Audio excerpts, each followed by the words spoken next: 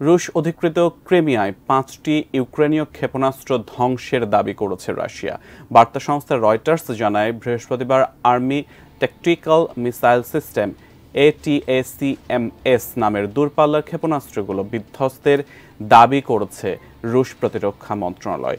এই সপ্তাহের শুরুতে যুক্তরাষ্ট্র বলেছিল ATACMS ক্ষেপণাস্ত্র ইউক্রেনে পৌঁছেছে, কিন্তু যুক্তরাষ্ট্রের সরবরাহ করা ওই ক্ষেপণাস্ত্র ধ্বংস করার কোনো প্রমাণ দিতে পারেনি রুশ মন্ত্রণালয়।